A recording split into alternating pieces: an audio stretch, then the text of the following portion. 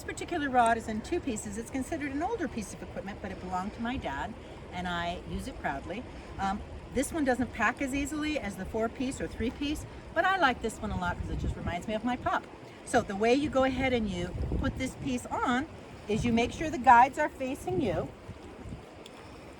Then you rotate the other piece a quarter turn, slip it in, and then as you tighten it, you twist a quarter turn, and then you check to make sure all your guides are going in the same direction. Perfect. So to attach the reel to the rod, you want to make sure that you find the little area where there is a nest for that part to fit in so that the mount sits firmly on there. Sometimes other rods have 2 of these screws, but this one has just an inset little mount there. And then I'm going to go ahead and fasten it. It's nothing fancy, there's nothing mystical about it. I know the movies make it seem very complicated and beautiful, but really it's just a stick throwing around a bit of string. Okay, make sure it's nice and secure in there. And then we're going to thread the tippet through our guides. The reel is set up for a student. So I have the fly line.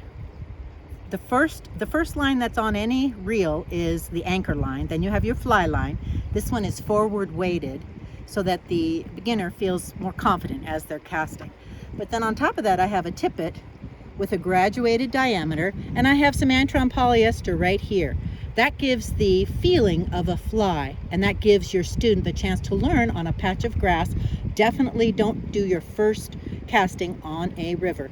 Practice on a big patch of grass, hopefully with someone joining you so you can enjoy the experience. Okay, this reel is set up for fly casting. So the same thing again, I have the anchor line with the fly line, also forward weighted, and then I have my tippet. So I'm going to go ahead and put a tied down caddis or some other nymph on this. You could put a dry fly on it. However, I tend to use nymphs more often because nymphs are really a fly fisherman's bread and butter. That's really what you do. So let me tie this one on and then we'll get started fishing. So this one's called a Carry Special, and it's a tied down caddis. It's one that my dad and I made together. I tie my own flies and there's nothing to it, but you do need a magnifying glass, especially at my age. But we're going to use this one. But notice how this is about a size 16. It's small, but they really recommend you use size 18 on a river like this.